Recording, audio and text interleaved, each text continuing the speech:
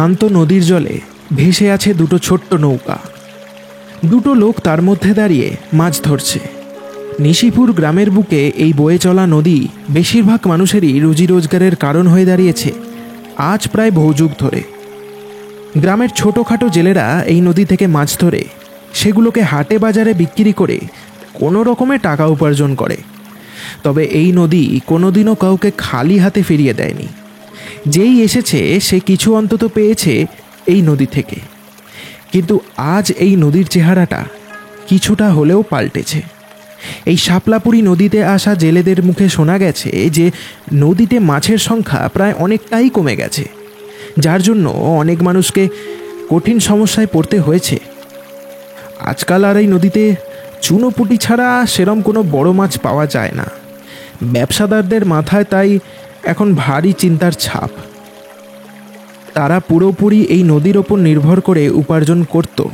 তবে এখন যা পরিস্থিতি হয়ে দাঁড়িয়েছে, মাছের ব্যবসাটা ছেড়ে অন্য কিছুই করতে হবে এই ভেবে সবার রাতের ঘুম উড়েছে আজ বেশ কদিন হলো। ব্যবসাদারদের মধ্যে দুজন আজ এই নদীতে এসেছে মাছ ধরতে, নিতাই আর হারাধন মাঝি। তারা প্রায় অনেকক্ষণ ধরেই চেষ্টা করে যাচ্ছে, কিন্তু তাদের সব চেষ্টাই ব্যর্থ হচ্ছে বারংবার। কি যে হলো কিছুই বুঝতে পারছি না। গত মাসেও তো এই নদী থেকে মাছ ধরে আমি বেশ অনেক টাকাই উপার্জন করতে পেরেছি। তবে হঠাৎ যে কি শুরু হলো কি জানি বাবা। আমার তো কেমন যেন সন্দেহ হচ্ছে ওই বেটা খোকন আর পাঁজুর ওপর। তা কিন্তু ঠিক। যবে থেকে এই নদীতে মাছের সংখ্যা কমেছে ঠিক তবে থেকেই ওদের ঠাটবাট আরও যেন বেড়েছে। আমার তো মনে হচ্ছে এই নদীর মাছ কমার পিছনে ওই বেটাদেরই হাত আছে। বলা তো যায় না, ডাকাতের বংশ সব। ওদের বাপ ঠাকুরদারা একসময় এই গ্রামে যে কি অত্যাচার চালিয়েছে আমি আমার বাপের মুখে শুনেছি। এই ওদের ঠাকুরদা শ্যামনাথ ঘরামি এই এক সময় এই গ্রামে ভয়ানক রাজত্ব চালিয়েছে। এই সবাই একেবারে জমের মতো ভয় পেত তাকে। লোকে বলে সে মা কালীর বড় ভক্ত ছিল। মধ্যরাতে মা কালীর পুজো করে কালো ঘোড়ায় চেপে গ্রামে ডাকাতি করতে বেরোতো। তার ঘোড়ার টকবক শব্দ শুনেই লোকের বুক কেঁপে উঠত। বটে, শুনেই তো আমার গাটা ঠান্ডা হয়ে যাচ্ছে। বাবা, কি ভয়ানক লোক! হ্যাঁ, আর খোকন আর পাঁজুটা তো ওই বংশেরই ছেলে। ওদের মধ্যে এখনও ওই শ্যামনাথের রক্ত বইছে। সবাই তো তাই ওদের কম বেশি হলেও ভয় পেয়ে চলে। আচ্ছা, সতীশের কি কোনো খবর পেলি নাকি? সপ্তাহখানেক হলো ও বেটা গেল কোথায় বলতো? সেটা তো আমিও ঠিক বুঝতে পারছি না। সেই যে শেষবারের মতো আমাদের সাথে এ নদী থেকে মাছ ধরে ফিরল, তারপর জানি না বেটা গেল কোথায়। তবে সেদিন ফেরার সময় ও বলছিল ওর নাকি কিছু কাজ আছে, তাই রাতের দিকে এদিক পানে একবার আসবে বলছিল। তারপর থেকেই তো আর দেখা গেল না ওকে। আমি তো সেদিন ওর বাড়ি গেছিলাম, দেখলাম বাইরে থেকে তালা মারা। বাড়িটাও কেমন যেন ভুতুরে লাগছিল। একটা গা ছমছমে ব্যাপার ছিল আশেপাশে। হঠাৎ নিতাই কিছু একটা ভেবে হারাধনের দিকে তাকালো। না, আর এখানে থাকাটা ঠিক হবে না। চল, এবার আমরা ফিরে যাই। কেন ফিরে যাব কেন?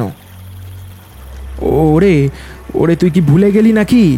হরিপদ গতকাল সন্ধ্যাবেলায় এই নদীতে কি দেখেছে? আরে দূর, ও বেটা রোজ সন্ধ্যাবেলায় গ্যাঁজা টানে। ওর কথা বিশ্বাস করিস নে, যত সব। হারাধনের কথাটা ঠিক। তবে যবে থেকে এই নদীতে মাছের সংখ্যা কমেছে ঠিক তবে থেকেই এই নদীতে অদ্ভুত কিছু ঘটতে শুরু করেছে। গ্রামের বেশ কিছু জেলে আর মাঝি এই নদীর জলে কোনো অদ্ভুত জীবের দেখা পেয়েছে। লোকের মুখে শোনা গেছে যে প্রাণীটা ঠিক মানুষের মতো সাঁতরে এই নদীর জলে ঘোরাফেরা করে। তবে কেউই ওই প্রাণীকে এখনও অবধি স্পষ্টভাবে দেখেনি। কেউ কেউ এটাও বিশ্বাস করে যে ওই রহস্যময় প্রাণীটার জন্যেই এই নদীর মাছ কমতে শুরু করেছে। সব মাছ মনে হয় ওই প্রাণীটা একাই খেয়ে ফেলে। হঠাৎ নিতাই যেন কিছু দেখে থমকে গেল। তার মুখটা এখন ফ্যাকাশে হয়ে গেছে। ও ওরে ও ওরে হারাধন, ওই দেখ। নিতাইয়ের কথায় হারাধন পিছনে তাকালো। তারপর তার শির দ্বারা দিয়ে যেন একটা ঠান্ডা রক্তের স্রোত বয়ে গেল। কি ওটা?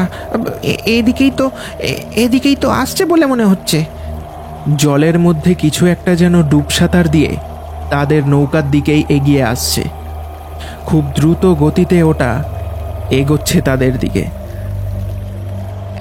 নিতাই, পালা এখান থেকে। হারাধন আর নিতাই দুজনে পড়ি কি মরি করে নৌকাগুলো কোনো রকমে পাড়ের কাছে ফিরিয়ে আনলো। ওই প্রাণীটা ওদের পিছু করতে করতে পাড়ের দিকে এসে পড়েছে। দুজন নৌকা থেকে নেমে দেখলো প্রাণীটা আর জলের মধ্যে নেই। সে এখন তার মুখটা জলের বাইরে বের করেছে, আর ঠিক এক নজরে তাদের দিকেই তাকিয়ে। ও ওরে ওরে ওরে ওই দেখ, কেমন ভাবে আমাদের দিকেই তাকিয়ে। নিতাই আর হারাধন আর দাঁড়িয়ে থাকতে পারল না ওই দৃশ্য দেখে। ভয়ের চোটে যেন তাদের পাগুলো নিজের থেকেই চলতে শুরু করেছে। তারা দুজনে হাঁপাতে হাঁপাতে দৌড়ে পালালো ওখান থেকে। প্রাণীটা যেন ওদের বুঝিয়ে দিল যে এই নদী এখন তার। কেউ যেন তার এই নদীর দিকে ফিরেও না তাকায়। তারপর ঝপ করে আবারও ডুবে পড়ল জলের মধ্যে।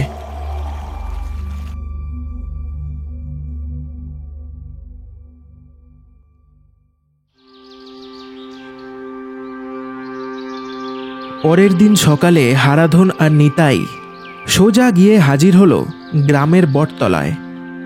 সেখানে রোজ এই গ্রামের মোড়ল অমরবাবু কিছু লোকজন জড়ো করে একটা ছোট্ট আলোচনা সভা জমিয়ে বসে। তাদেরকে অসময়ে ওখানে দেখে অমরবাবু একটু অবাক হলো। তারপর বলল, কি রে, তোরা আজ হাটে যাসনি? হারাধন মুখ কাঁচুমাচু করে বলল, আর হাট? কাল যে আমরা দুজন বেঁচে ফিরেছি, এই সৌভাগ্য। হ্যাঁ গো, যা বাঁচান বেঁচেছি কাল। উফ, আমরা আর কোনোদিনও ওই শাপলাপুরীর দিকে যাব না। ওখানে এক ভয়ানক প্রাণী বাসা বেঁধেছে। ওই প্রাণীটা কাল সন্ধ্যাবেলায় আমাদের তাড়া করেছিল। কাল ওর হাত থেকে খুব জোর বেঁচেছি। আর না। কি, তোরা ওই প্রাণীটা দেখেছিস? এই নিয়ে কতজনের মুখ থেকে যে এই একই ঘটনা শুনলুম। না না, আমাদের এভাবে এই কতদিন চলবে বলো দেখি? জমানো পুঁজি তো সবই শেষ। এভাবে ভয় পেয়ে আমরা নদীতে না গেলে আমাদের যে না খেয়ে মরতে হবে। না না না না না, এবার একটু বাড়াবাড়ি হচ্ছে। এই চল তো, চল একবারখানি গিয়ে দেখি। অমরবাবু হারাধন আর নিতাইয়ের সাথে কিছু লোককে সঙ্গে নিয়ে হেঁটে চলল ওই নদীর দিকে। নদীর পাশে এসে সবাই দাঁড়ালো। হারাধন আর নিতাইয়ের নৌকাটা জলের ঢেউ খেতে খেতে কাদাগোলা মাটির ওপর এসে পড়েছে। এই যে ঠিক এই জায়গাতেই আমরা দেখেছিলাম ওই ওই ওই অদ্ভুত প্রাণীটাকে।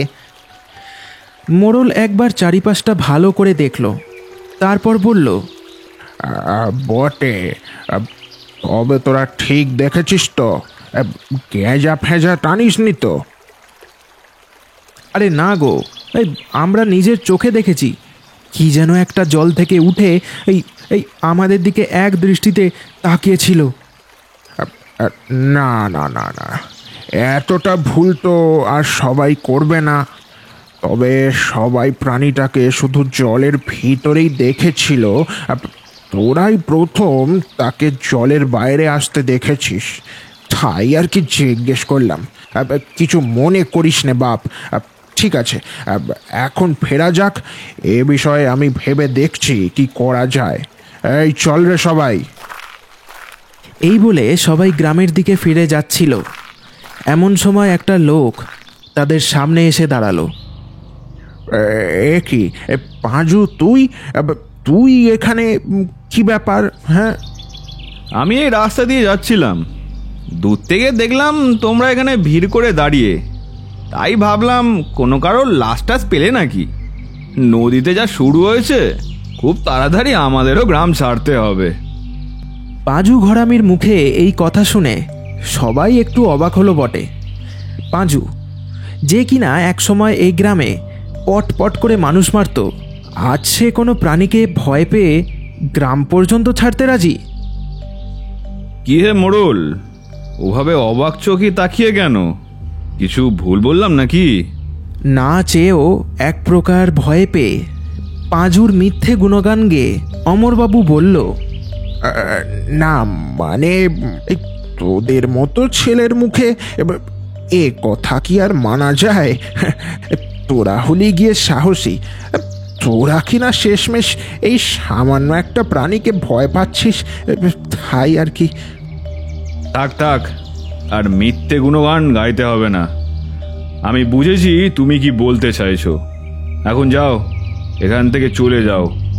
এই নদী খুব একটা সুবিধার নয়, বেশিক্ষণ থাকলে তোমাদেরও ওই প্রাণীটা। এই বলে পাঁজু গট গট করে হেঁটে সবার সামনে দিয়ে চলে গেল। এরপর সবাই গ্রামে ফিরল।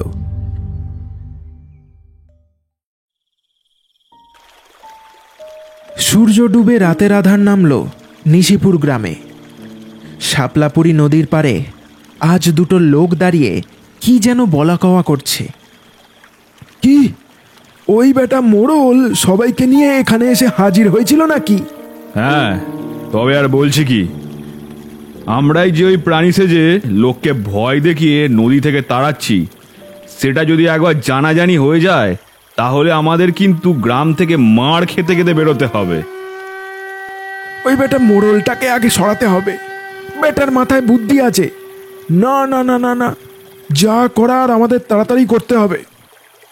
তবে হ্যাঁ, ওদের কথা শুনে যা বুঝলাম, এবার আর ভুলেও কেউ এই নদীর দিকে আসবে না।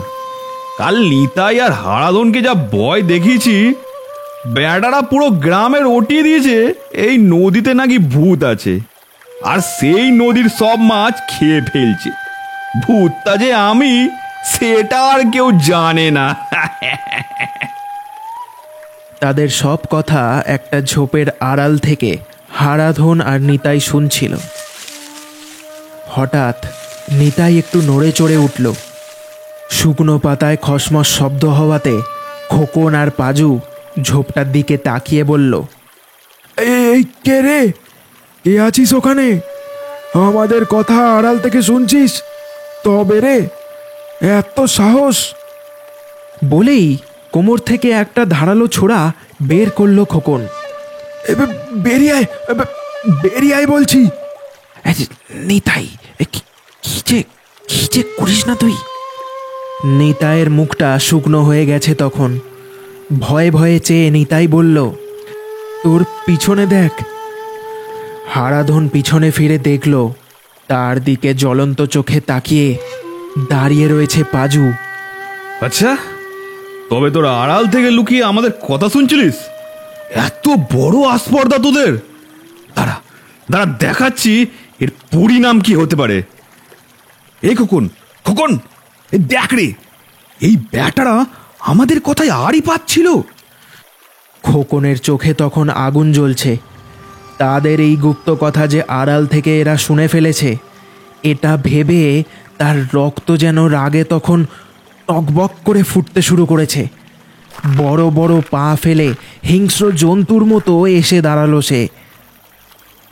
তা আমাদের সব কথা যখন তোরা শুনেই ফেলেছিস, তখন তোদের তো আর বাঁচিয়ে রাখা যাবে না। এই হারাদনটাকে মেরে ফেল, আর এই ব্যাটাকে বাঁচিয়ে রাখ।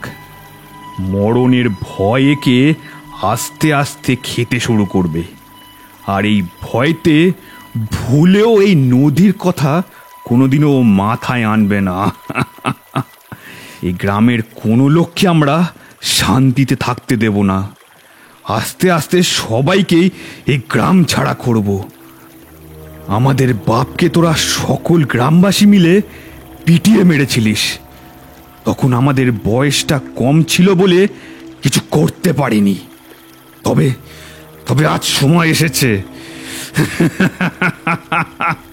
তোদের বাপ তোদের ঠাকুরদার মতোই একটা ডাকাত ছিল, তাই তো হাতে পেয়ে সবাই তাকে পিটিয়ে মেরেছিল। তোর বাপ যে কম অত্যাচার করেনি আমাদের ওপর। এই চুপ একদম, অনেক হয়েছে, এবার তোরা দুজনেই মরবি। খোকন তার হাতের ধারালো ছোড়াটা তুলে ধরল।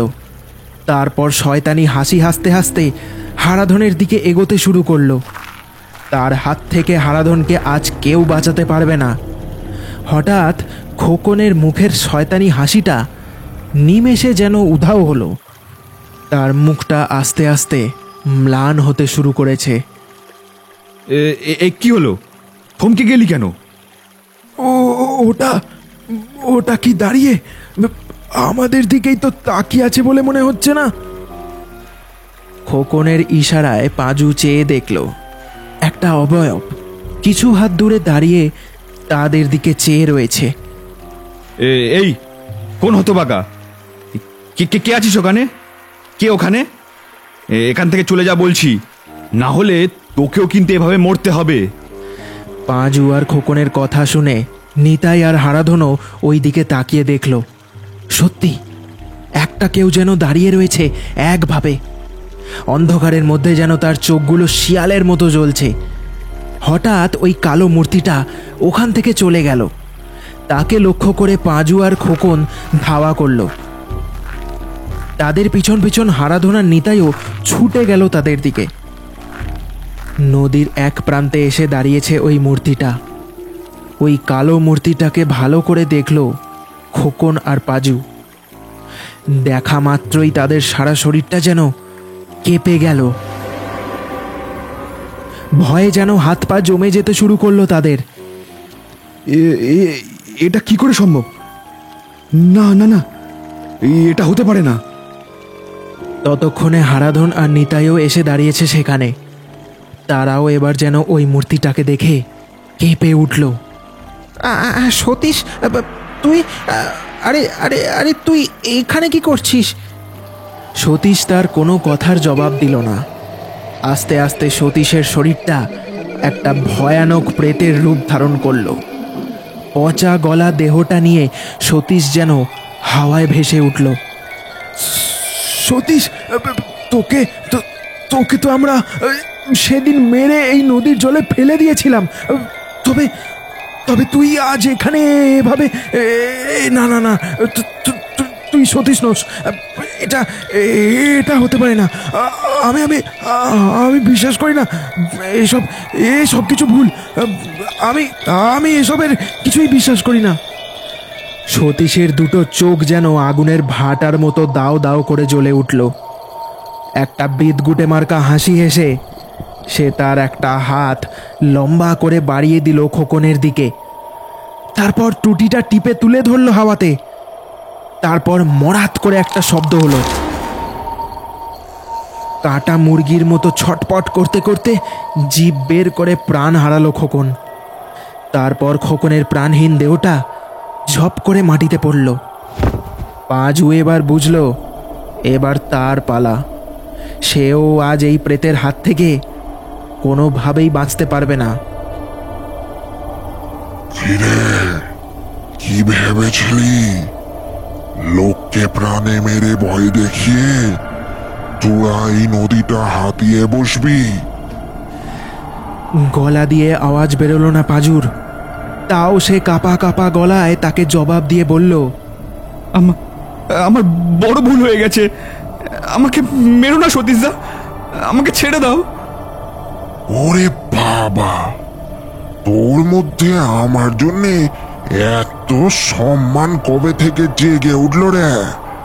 মারার আগে তো খুব কটু কথা বলেছিলি, এখন একেবারে দাদা বলে সম্মান দিচ্ছিস যে।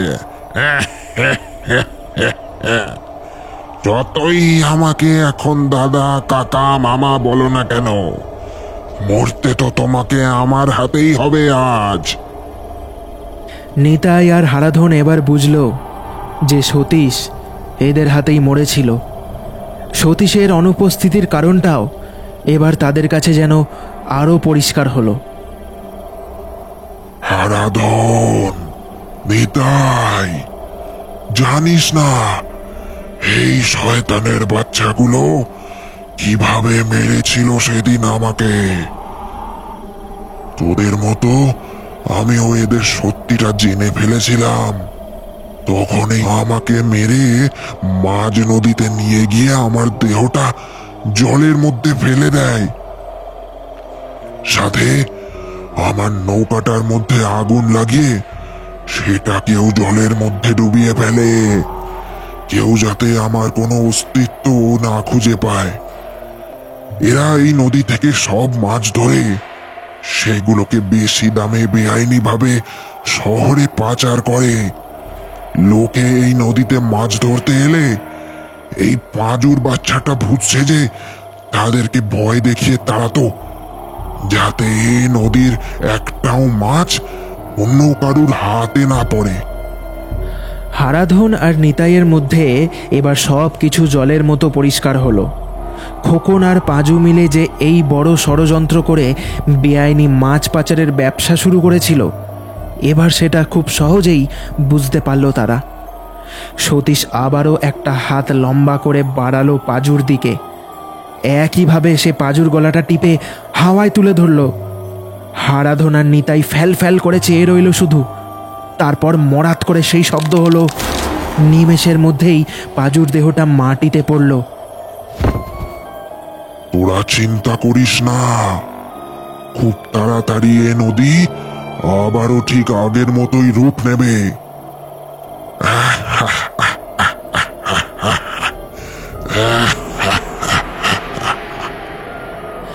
বিকট একটা হাসি হেসে সতীশের দেহটা হাওয়ায় যেন মিলিয়ে গেল।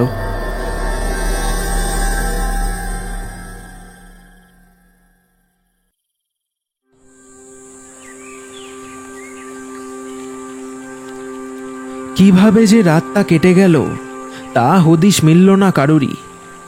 নদীর এক কোণায় এক চিলতে সূর্যর টুকরো দেখা গেল।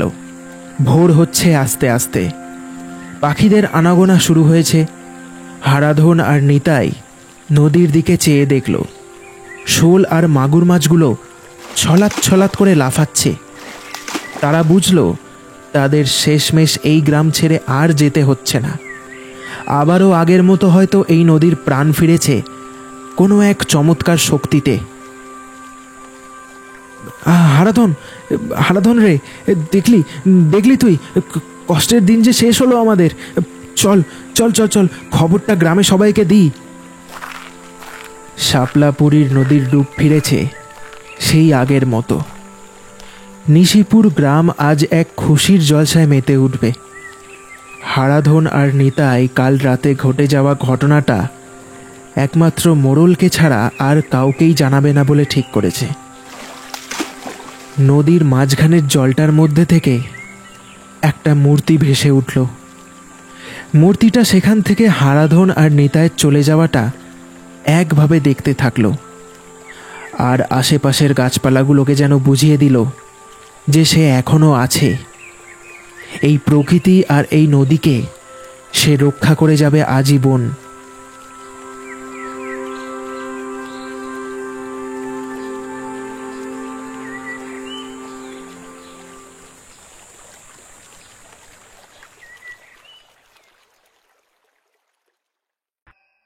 শেষ হলো ভৌতিক মায়াজালের আজকের গল্পের পরিবেশনা।